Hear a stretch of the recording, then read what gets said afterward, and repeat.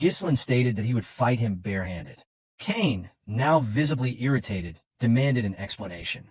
With a calm demeanor, Ghislain explained that he intended to use this duel as an opportunity to educate his cousin. Rolling up his sleeves, he declared that the lesson would be delivered with his bare knuckles. Cain was taken aback when his cousin announced that he intended to educate him. Ghislain clarified to Cain that his skills in swordsmanship were superior and suggested providing a handicap. He proposed that they engage in a barehanded fight, an area where Cain excelled. With a serious expression, Ghislain declared his intention to double the original bet by adding 1,000 gold, asserting that he was confident in his victory. The crowd reacted with shock at the unexpected escalation, unable to fathom Ghislain's boldness in increasing the stakes. Among them, the spy was the most astonished. He struggled to believe that Ghislain had the audacity to challenge Cain to a barehanded fight. Nonetheless, the man felt elated, convinced that Ghislain's recklessness had handed him an advantage. As preparations for the fight commenced, the chubby merchant invited spectators to place their additional bets, announcing the switch to a barehanded contest between Ghislain and Cain. Opinions were divided. Some considered Ghislain foolish for challenging Cain to a test of sheer strength, while others believed he had a strategy and chose to bet on him. Cain was incredulous at his cousin's decision to face him barehanded.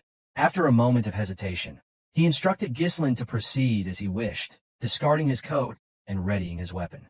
Lifting his sword, Cain proclaimed his intention to use it, charging at Ghislain immediately after. Belinda, observing this, expressed her frustration and urged her master to retrieve his weapon and defeat Cain. As these words left her lips, Cain swung his sword at Ghislain with lethal intent. However, Ghislain evaded the attack, smiling as he determined that his cousin required a lesson. Dodging Cain's strike, Ghislain dropped to the ground, avoiding the blade. Cain attempted to redirect his sword, but Ghislain maneuvered to his side and delivered a punch to Cain's thigh. Before Cain could react, a heavy blow landed on his jaw, causing him to lose his balance and collapse. Cain was left bewildered, unable to comprehend how Ghislain, whom he had always regarded as inferior, could execute such precise movements. The crowd erupted in astonishment as they began to perceive the possibility of Ghislain emerging victorious. With a calm but stern demeanor, Ghislain demanded that Cain rise, declaring that he had barely begun. Infuriated by his cousin's words, Cain lunged again, wielding his sword with ferocity. He swung the blade wildly as he closed the distance between them, but Ghislain skillfully evaded each strike. Seizing an opening, Ghislain grabbed Cain's arm, twisted it, and locked him down. Before Cain could retaliate, Ghislain delivered a knee strike to his rib, causing him to spit blood. Disoriented and unable to reconcile the situation, Cain struggled to process how someone he had always regarded as subservient could dominate him so thoroughly.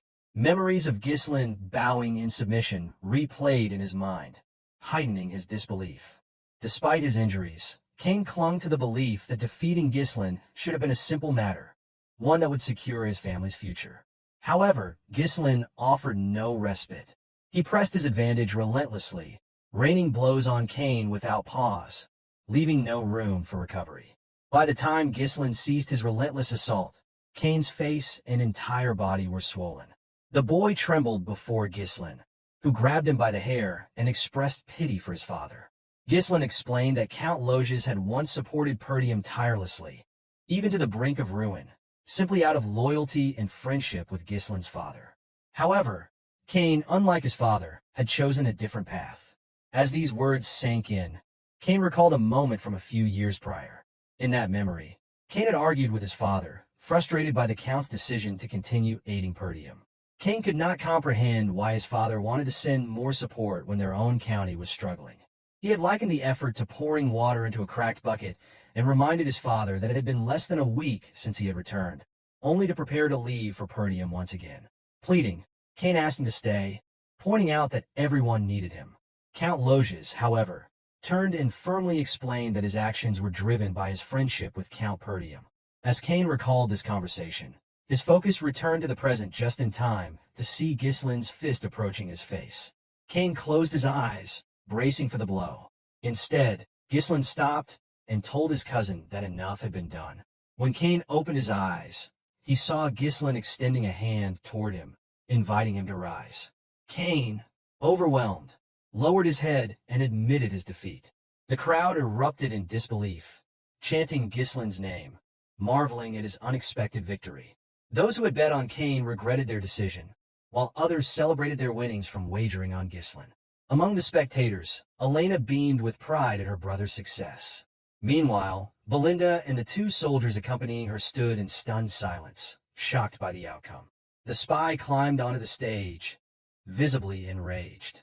Approaching Cain, he shouted, demanding to know why he had surrendered so easily after encountering only a slight disadvantage. The spy reminded Cain of the trust placed in him, but Cain merely responded that he was finished and insisted it was time to leave. Infuriated by Cain's perceived weakness, the spy stewed in frustration. While the spy brooded, Ghislain called out to him with a confident smile. Addressing the crowd, Ghislain announced that the spy had volunteered to cover the cost of meat and drinks for everyone present. Cheers erupted as the crowd celebrated their young master's generosity, declaring him the best. The spy, however, was stunned and protested, insisting that he had made no such offer. Ghislain placed a firm hand on the man's shoulder and calmly explained that this was the price of losing the duel. He reassured the spy that the expenses would not be deducted from the betting pot, but rather an additional contribution expected from him. As Ghislain tightened his grip on the spy's shoulder, he reminded the man of the terms of the bet, which now included an additional 1,000 gold on top of the initial 1,000. With a chilling look, Ghislain warned the spy of the consequences of attempting to flee. Recognizing the severity of the situation, the spy dropped to his knees in defeat, agreeing to Ghislain's demands. He understood that disobedience would only lead to his demise. The following day, the scene shifts to Ghislain's room. He placed a large box on the table, opening it to reveal an impressive quantity of gold coins, profits from his recent bet. Ghislain was astonished at the amount, realizing it was enough to hire a small mercenary corps. Closing the box, he acknowledged the difficulty of accumulating such wealth again and the urgency of his circumstances. He understood that his enemies would not wait for him to prepare and knew he needed to act quickly to launch the plan he had in mind. While contemplating, Ghislain noticed Elena and Belinda standing nearby. With a nervous expression, he asked if something was wrong. Elena, smiling brightly, inquired how her brother intended to spend his newfound wealth. Ghislain jokingly asked if she wanted some of it, but Elena clarified that she was merely curious. Belinda interjected, confidently stating that she already knew Ghislain's intentions. She reminded him that Lady Amelia's birthday was approaching and teased that he had orchestrated the entire display to purchase an extravagant gift for Amelia. Belinda remarked that her master's actions were easy to interpret.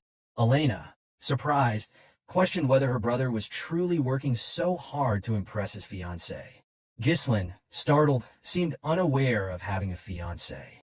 So, friends, this chapter comes to an end. What will happen next? We'll uncover it in the next chapter. Don't forget to rate this chapter out of 10 in the comments. We'll see you in the next video. Until then, take care and goodbye.